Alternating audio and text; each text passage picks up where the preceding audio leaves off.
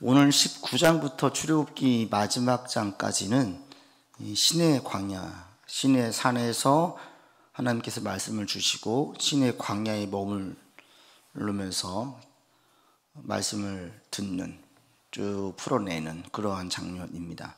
그래서 이 장소는 딱 한 곳이에요. 이곳 신의 광야에서 출애굽기가 끝날 때까지 19장부터 쭉 이어진다라는 것을 우리가 알 수 있습니다. 이제 하나님께서 이 백성들을 불러서 이제 제대로 하나님의 백성을 만들려고 말씀을 주시는 거예요. 구체적으로 말씀을 주시면서 이 이스라엘 공동체의 가장 기본적인 법들을 하나씩 세워가시는 것을 볼 수 있습니다. 이제 오늘은 그 첫 번째 출발이죠. 19장의 출발. 어떻게 하나님께서 어떤 말씀을 주시고 또 어떻게 이 공동체를 세워가야 될지를 쭉 말씀해 주시는 첫 단추를 끼게 됩니다. 그래서 오늘은 말씀을 들을 때 그 자세에 대해서 쭉 이야기하시고, 이런 말씀을 들을 때 너희에게 어떤 복이 있는지를 설명하시는 걸 볼 수 있습니다. 이 19장에서 우리가 좀 초점을 둘 것은 하나님의 임재예요. 하나님의 임재가 있을 때 어떤 현상이 나타나고, 또 하나님의 임재를 맡기 위해서 어떻게 해야 되는지. 그 무당들도 보면은 한 번씩 내림굿 한다고 하잖아요. 목욕하고 준비한대잖아요. 그리고 한 번씩 그렇게 몸이 아프대요. 그러니까 이 악신을 섬기는 그들도 신을 받으려면, 신내림을 하려면 막 구슬하고 밤새 구슬하고 난리를 치면서 신을 받잖아요. 근데 우리가 믿는 성령 하나님도 신이잖아요. 근데 이 잡신들과는 다르죠. 근데 성령 하나님께서 우리 안에 내주하시고 우리에게 역사하시려고 할 때에 차이가 있다면, 무당들은 악신을 섬기니까 몸이 그렇게 아프고 힘든데, 우리는 성령의 하나님께서 우리와 함께 하시기 때문에 우리 속에서 왕성하게 활동하고 역사하시게 되어지면 우리는 더 건강해지고 더 좋아지겠죠. 선 자체이신 하나님께서 우리와 함께 하시니까. 그러니까 성령이 주장하시는 사람과 악령이 주장하는 사람과 이게 차이가 있는 거예요. 근데 분명한 것은 이제 요즘은 심심치 않게 TV도 막 나오더라고요. 무당하는 사람들 되게 좋게 나오고, 심지어 젊은 무당들도 있잖아요. 예쁘게 꾸미고 나와가지고 저 사람이 무당인지 아닌지 모를 정도로. 근데 그들도 보면은 자기가 믿는 그 잡신에게 그렇게 정성을 들여요. 그런 것들을 보면 오늘 본문에도 우리가 하나님의 말씀을 들을 때, 하나님의 신이 임하는 그 임재를 볼 때에 하나님께서 이들에게 얼마나 잘 준비를 시키고 계시는지를 우리에게 보게 만들어요. 그래서 이 본문을 보면서 여러분들이 예배의 자리에 나올 때, 또 하나님께서 나를 주장하신 그 주장되심에 대한 그 주장을 바라볼 때 우리가 어떻게 나아가야 되는지를 오늘 본문을 통해서 보게 해줍니다. 같이 한번 보시지요. 문제를 풀면서 같이 나가겠습니다. 1번 같이 읽겠습니다. 이스라엘 자손이 애굽 땅을 떠난 지 3개월이 되던 날 그들이 시내 광야에 이릅니다. 여호와께서 시내 광야에 머물고 있는 이스라엘 자손에게 전하라고 모세에게 명한 말씀은 무엇입니까? 이게 어떤 말씀을 모세에게 전한 명한 말씀은 무엇입니까? 19장 3절 보시면 모세가 하나님 앞에서 얘기하죠. 그러면서 하나님께서 이쪽 내용들을 보시면 사실 4절로 6절까지예요. 4절로 6절까지 이렇게 말하라고 전합니다. 같이 읽겠습니다. 4절로 6절 시작. 내가 애굽 사람에게 어떻게 행하였음과 내가 어떻게 독수리 날개로 너희를 엎어 내게로 인도하였음을 너희가 보았느니라. 세계가 다 내게 속하였나니 너희가 내 말을 잘 듣고 내 언약을 지키면 너희는 모든 민족 중에서 내 소유가 되겠고 너희가 내게 대하여 제사장 나라가 되며 거룩한 백성이 되리라. 너는 이 말을 이스라엘 자손에게 전할지니라.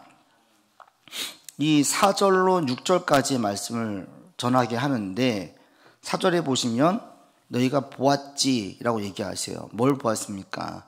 첫 번째 4절에 보시면 애굽 사람들에게 어떻게 행한 것을 보았어요. 뭘 행하셨습니까? 10가지 재앙을 내리시고 홍해로 인해서 애굽 군대가 다 수장된 걸 보았어요. 이걸 통해서 나타난 게 뭐예요? 하나님의 전능하심. 너희는 하나님의 전능하심을 보았지 이거예요. 하나님께서 우리 가운데 역사하실 때에 이게 대단히 중요하죠. 이 신이, 우리가 믿는 하나님이 정말 최고의 신인지, 정말 광대하신지, 온 땅의 모든 것들을 통치하시는 신이신지, 이게 확신만 하면 이게 분명하게 내 가운데 믿어지면 우리 가운데는 엄청난 좋은 영향을 미치죠. 담대할 수 있어요. 두려워하지 않을 수 있어요. 그죠? 어떤 가운데에도 소망을 잃지 않을 수 있어요. 하나님이 제일 세구나. 나를 뒤에서 후견해 주시는 분, 나를 보호하시는 분이 최고구나. 이것들 계속 실감을 하면서 살면 우리는 큰 담력을 얻을 것입니다. 그렇겠죠? 두려워하지 않겠죠? 이런 거예요. 하나님께서 보여주신 게 뭐였냐면 하나님의 전능성. 오늘날 우리에게도 마찬가지예요. 여러분들 가운데 전능하신 하나님, 온 우주와 이 세계를 통치하신 하나님, 그리고 그분께서 큰 그림에서만 역사하시는 것이 아니라 지금 나의 삶에서 역사하신 하나님, 이거예요. 그리고 여러분 삶에서 하나님의 전능하심을 자꾸 경험할 수 있기를 바랍니다. 이게 우리에게 원하시는 거예요. 내가 얼마나 위대한지 아니. 이 유일신 사상이 우리 가운데 그래서 복음이 들어오는데 엄청나게 좋은 영향을 미쳤지 않습니까? 최고의 신입니다. 하나님은 정말 전능하신 분이십니다. 또 하나 이들에게 보여준 게 있습니다. 독수리 날개로 너희를 어떻게 했어요? 업어서 인도했대요. 업었다는 게 뭘 의미하겠어요? 이들이 한 건 아무것도 없어요. 그냥 엎혀 있는 거예요. 그죠? 정말로 이스라엘 백성들이 이집트에서 나오는데 이들이 한 건 뭐예요? 하나도 없어요. 다 하나님이 하셨어요. 진짜 업어서 그냥 나오게 하시는 거예요. 이 업었다라는 것은 뭘 떠오르게 하냐면 그 어머니가 아이를 업는 거, 예전에 업어 있는 거, 그런 느낌이 들어요. 그러니까 부모의 마음이죠. 부모 되신 하나님, 우리를 인도하신 하나님, 인생에 있어서 인생을 인도하시는 분이 우리 하나님이라는 거예요. 세상 사람도 그래요. 살다 보면 좋은 날도 있겠지. 이 막연한 기대, 좋은 날도 있을 거야. 막연한 추상을 이야기하는데 믿음 안에 있는 사람들에게는 막연하지 않죠. 확실한 거예요. 왜? 하나님은 전능하시면서 우리의 부모님 되시거든요. 예수님께서 아바, 아버지라고 말씀하시면서 이게 파격적인 선언이었어요. 하나님을, 신을 어떻게 아버지라고 부를 수 있지? 우리의 부모가 될 수 있지? 근데 우리는 이걸 계속 고백하고 따르지 않습니까? 모든 부모는 자녀를 바라볼 때 좋은 길로 이끌어 가려고 해요. 동일하게 하나님께서 우리를 좋은 길로 이끌어 가시는 분이에요. 여러분들도 계속 이 두 가지를 자꾸 경험할 수 있기를 바랍니다. 출애굽을 통해서 이걸 보여주셨어요. 내가 얼마나 강한지 아니?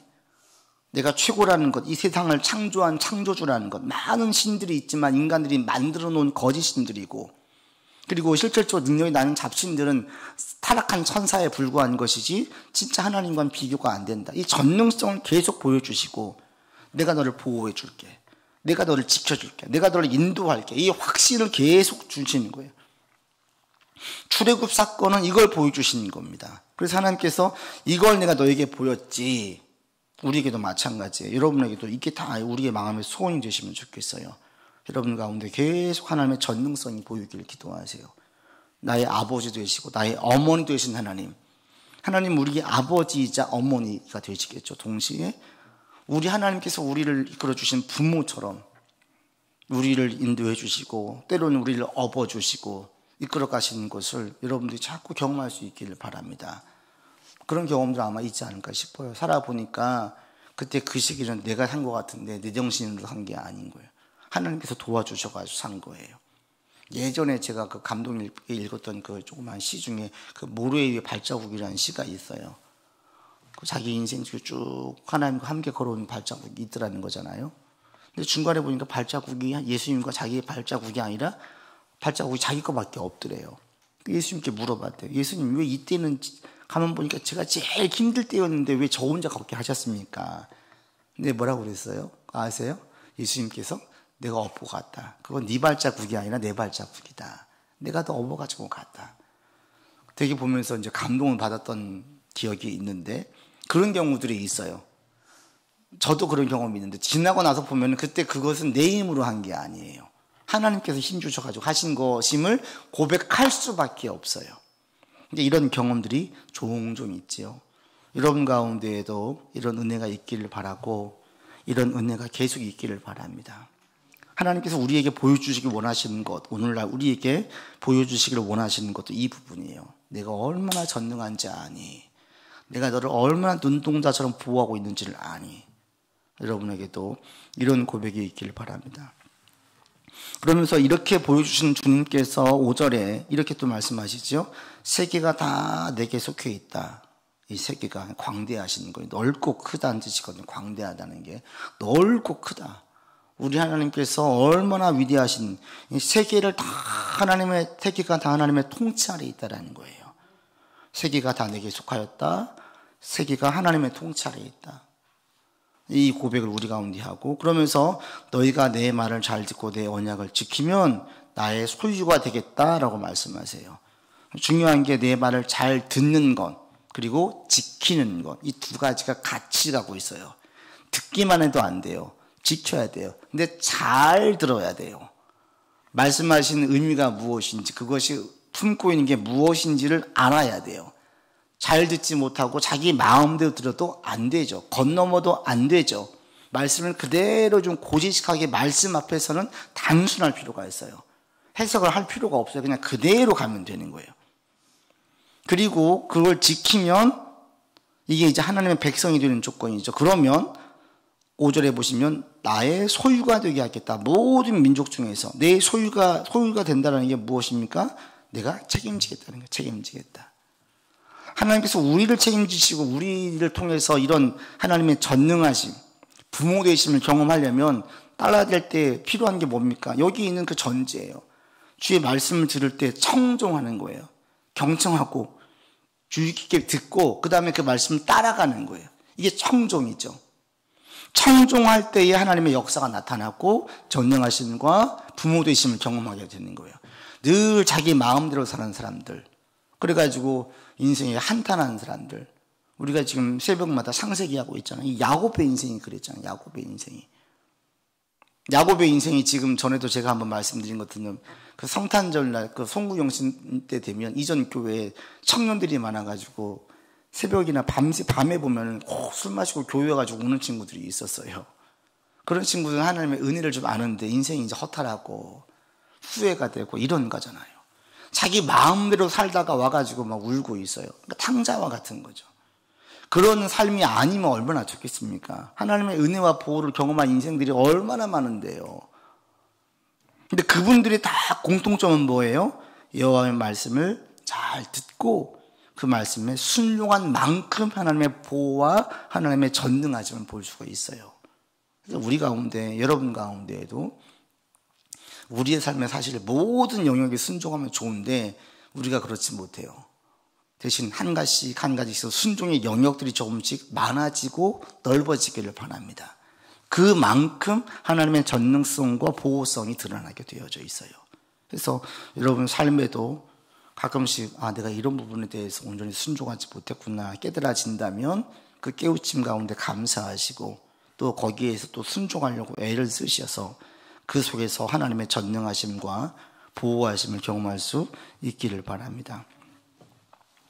그러면서 6절에 보시면 이제 이렇게 축복을 해주겠다고 얘기하죠. 5절에서 나의 소유가 되겠다. 그 다음 6절에 보시면 제사장 나라가 되겠다. 그리고 거룩한 백성이 되겠다. 세 가지인 거죠. 나의 소유, 제사장 나라, 거룩한 백성. 나의 소유라는 것은 하나님께서 책임지시는 민족. 그죠? 이방된 거의 바울 때 접붙임, 이방인들 접붙임 됐다고 이야기하잖아요. 이방인들이 그걸 접붙임으로 표현을 했어요. 원가지가 있었는데 원가지를 잘라내고 이방인들이 믿어서 접붙임 되어서 하나님 안에 있게 되었다. 하나님께서 책임지시는 거예요.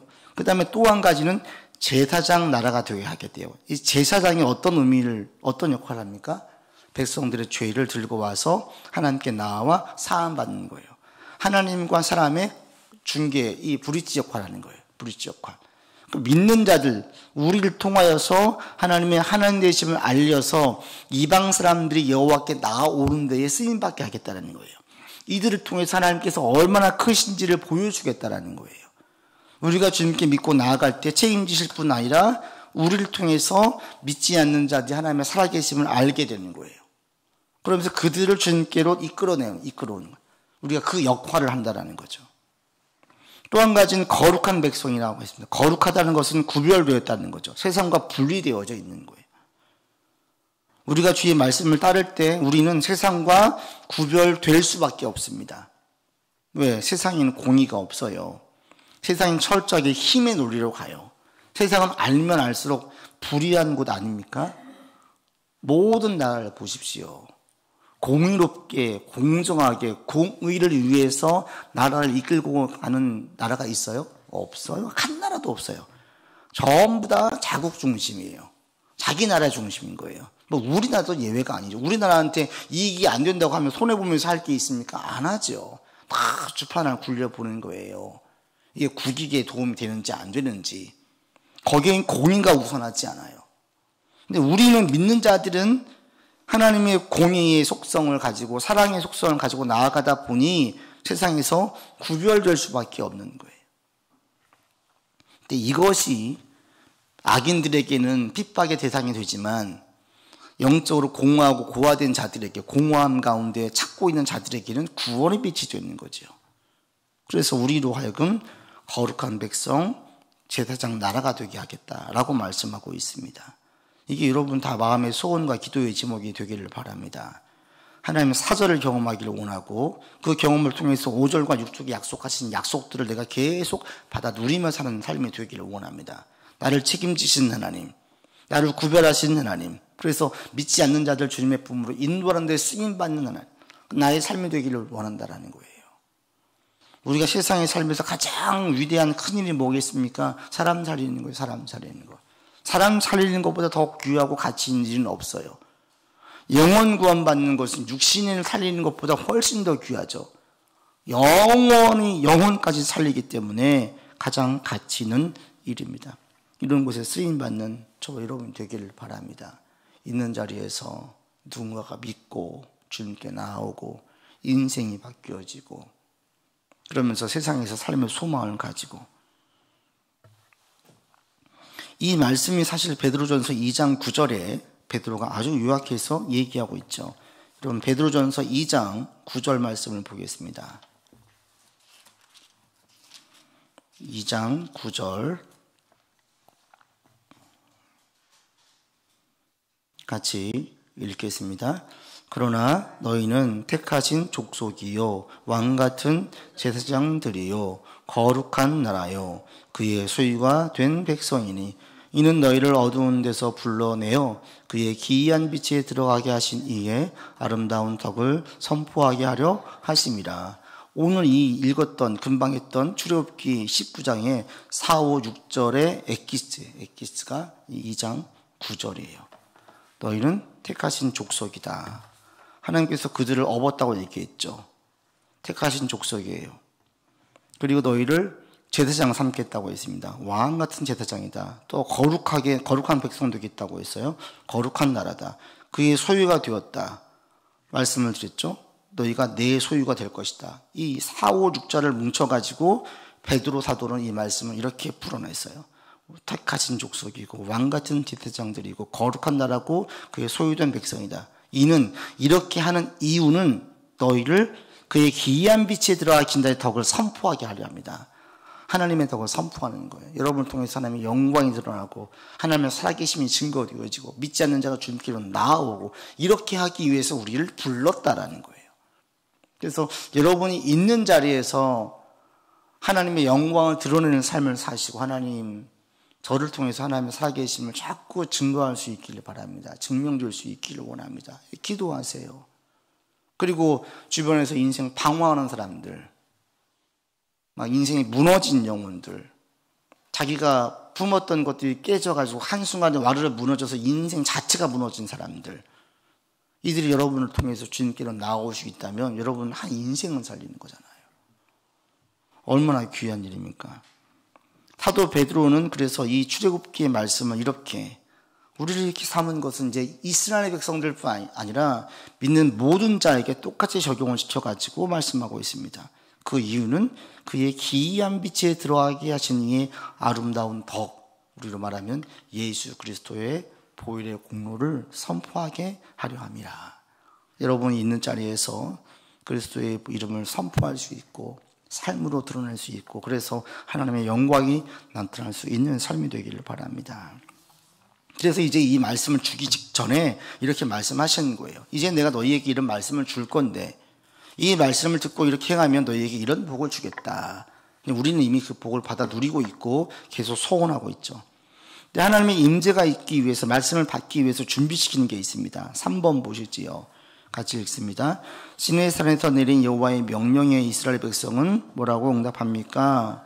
8절에 보시면 일제히 다 그렇게 하겠습니다. 명령하신 대로 행하겠습니다. 라고 고백을 해요. 그런데 이들이 지금 여호와의 말씀을 잘 들었느냐? 아니죠. 뒤에 가보면 얼마나 불순종하고 원망하고 불평하는지를 알 수가 있어요. 4번 보겠습니다. 이제 여호와께서 말씀 듣기 전에 준비시키십니다. 같이 읽습니다. 여호와께서 빽빽한 구름 가운데에서 모세에게 임한 이유는 무엇 때문입니까? 9절 보시면 먼저 모세를 세우는 걸 볼 수 있어요. 내가 너와 말하는 것을 백성에게 듣게 해서 너를 영영히 믿게 하라.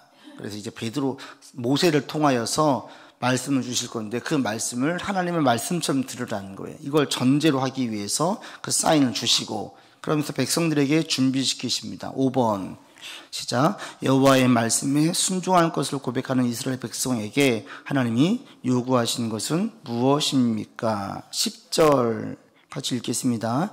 여호와께서 모세에게 이르시되 너는 백성에게로 가서 오늘과 내일 그들을 성결하게 하며 그들에게 옷을 빨게 하라. 첫 번째 뭐 하라고 그래요? 성결하게 하는데 그 성결 가운데에 옷도 빨게 하는 거예요. 옷을 왜 빨게 해요? 이 옷이라는 게 사실은 우리의 마음에 대한 그 외적인 표현이잖아요. 결혼식장을 간다. 어디 이제 뭐 환갑이나 회갑년에 어떤 간다. 또는 어디 뭐 칠순 고위잔치에 간다. 그럴 때에 절대 그냥 가지 않죠. 장례식장에 간다. 거기에 맞게 준비된 옷을 입고 가요. 이게 뭐냐면 우리의 마음을 표현하는 거잖아요. 하나님께 나아올 때에 성결하게 할 때 옷을 빨라 그랬어요. 깨끗하게 옷을 입으래요. 옷을 빨면서 마음을 준비시키는 거죠. 그래서 여러분들이 우리가 주일날 올 때 가급적 깨끗한 옷을 입고 오잖아요. 그리고 준비된 옷으로 오죠. 이건 좋은 거죠. 우리가 고향의 명절에 부모님 찾아뵐 때에도 정갈한 옷으로 가잖아요. 매일 본 부모님이어도 특별한 날이라면 그 날에는 다른 옷을 입고 가잖아요. 주일은 특별한 날이죠. 모든 성도들이 모여서 예배드린 날이죠. 그러니까 그런 날은 좀 정갈하게 준비된 마음으로 와서 아버지의 말씀을 듣고 모든 성도들이 예배를 위해 준비했던 모든 것들을 함께 참여해가지고 주의 은혜를 받는 날이에요. 그래서 중요한 것은 첫 번째로 성결하게 했어요. 성결하게. 그러면서 옷도 빨아가지고 몸과 마음을 함께 정결하게 해라. 그렇게 받아야 된다라고 말씀하세요. 그 다음에 12절에 보시면 11절 12절 같이 읽겠습니다. 준비하게 하여 셋째 날을 기다리게 하라. 이는 셋째 날에 나 여호와가 온 백성의 목전에서 시내산에 강림할 것임이니 너는 백성을 위하여 주의 경계를 정하고 이르기를 너희는 삼가 산에 오르거나 그 경계를 침범하지 말지니 산을 침범하는 자는 반드시 죽임을 당할 것이라. 한 가지는 바로 임재하시는 게 아니라 준비하게 해요. 사흘간 준비하게 했어요. 하나님의 임재가 있을 때, 주님의 역사가 있을 때 즉각적으로 나타납니까? 오순절 마가다락방에도 성령이 임할 때 그들이 모여서 성령이 임할 때 몇 날 지난 다음에 임한 거예요. 하나님께서 임재하실 때 우리는 너무나 서두르는데 때로는 하나님께서 다 준비시키시는 거예요. 하나님의 역사도 이렇게 우리 가운데 서서히 나타나는 경우도 있어요. 그래서 시간을 주시고 사흘 동안 준비시켰습니다.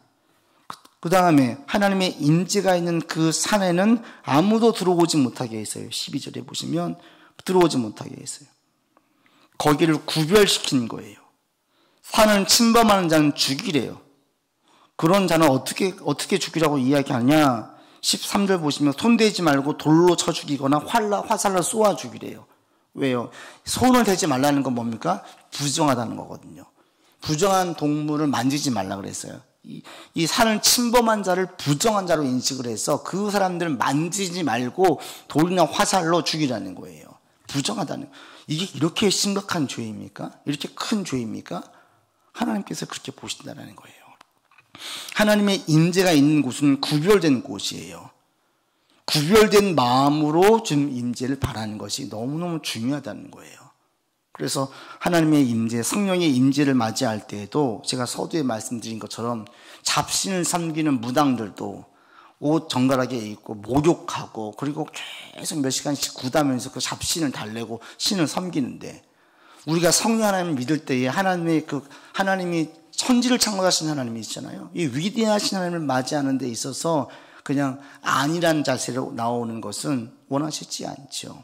그래서 예배를 드릴 때, 특히 이제 공예배로 모여질 때, 그때 이런 몸과 마음으로 정갈하게 오는 것을 주님께서 원하시고, 그런 날이 다시 한번 특별한 날로 우리 가운데에 인식되기를 바랍니다. 그래서 하나님의 임재에 대해서 경계하게 했어요. 그렇지 않은 자는 반드시 죽이라고 했어요. 그러면서 하나님의 임재가 얼마나 강하게 임하는지 본문에 보시면 7번에 보시면 16절과 18절과 19절에 보시면 하나님의 빽빽한 구름이 번개가 치고 우레가 치고 구름이 산 위에 임했어요. 그러니까 누가 봐도 보이는 거죠. 강하게 기상이변이 일어나면서 연기가 자욱하면서 불 가운데에서 하나님께서 강림하셨어요. 이걸 보면서 모든 백성들이 두려워 떨었고, 이 백성들로 하여금 계속 다시 한번 경계시키는 것이 들어오게 하지 마라, 죽는다. 그리고 21절로 보시면 21절 8번인데요. 21절부터 한번 보겠습니다. 21절 같이 읽겠습니다. 여호와께서 모세에게 이르시되 내려가서 백성을 경고하라. 백성이 밀고 들어와 나 여호와께로 와서 보려고 하다가 많이 죽을까 한다. 다시 한번 경계하죠. 이건 구별된 곳이야, 들어오지 마라 라고 얘기해요. 그 다음에 22절 읽겠습니다. 또 여호와에게 가까이 하는 제사장들에게 그 몸을 성결하게 하라. 나 여호와가 그들을 칠거한다. 제사장들은 산에 들어오지 못했어요. 그런데도 불구하고 그들을 성결하게 준비시켰어요. 그 다음에 23절 보겠습니다. 모세가 여호와께 아뢰되 주께서 우리에게 명령하여 이르시기를 산 주위에 경계를 세워 산을 거룩하게 하라 하셨사온즉 백성이 시내 산에 오르지 못할 것이다 라고 하면서 철저하게 경계하고 구별되게 만들었습니다. 그래서 모세와 아론만 올라가고 제사장들, 백성들은 넘어서 오지 못하게 했어요. 하나님이 임재를 볼 때 이렇게 강하게 했었고, 그래서 백성들은 실제로 그걸 보면서 큰 두려움에 떨었어요. 하나님의 강한 임재가 있을 때에 첫 번째로 두려움이 옵니다. 두려움. 그 위대함 앞에 저는 지금도 기억나는 게, 하나님이 창조하신 그 창조물, 큰 창조물 앞에 보면 위압감을 느끼잖아요. 제가 나이아가라 폭포를 간 적이 있었는데 거기 앞에 섰을 때 그 위압감을 처음 느껴봤어요. 너무너무 압도되는 거예요. 야, 이런 자연 만물, 여기에도 압도되는 거예요. 하나님께서 만드신 거잖아요. 이런 피조물을 보면서 또 압도되어 저를 보면 이 모든 것들을 만드신 하나님의 임재를 느낄 때 어떻겠습니까?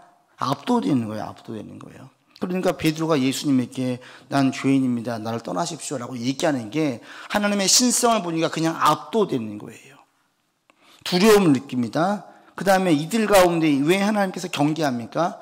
하나님의 임재는 죄와 충돌이거든요. 모든 죄를 불태우거든요. 그러니까 인간들이 죽을 수밖에 없는 거예요. 이런 두려움이 있는 거죠. 그런데 우리는 지금 하나님의 임재를 바라요. 무엇 때문에? 어떻게 이게 가능한 거예요? 바로 예수 그리스도의 보혈 때문에 가능한 거죠. 다 덮어준 거예요. 다 덮어줬어요. 그래서 우리는 주님의 존전에 나간다 그러고 하나님의 임재를 바라고, 유대인들은 이걸 바라지 않아요. 두려워하는 거예요. 우리는 바래요. 예수 그리스도 보혈 때문에. 그리고 성령 하나님의 임재는 우리 가운데 선 자체이신 하나님이시기에, 자비 자체이신 하나님이기 때문에 우리 가운데 임재할 때 우리의 모든 죄가 가려진 가운데, 씻겨진 가운데에 우리에게 임재하시기 때문에 성령께서 우리를 주장하시면 주장하실수록 모든 부분에서 회복이 일어납니다.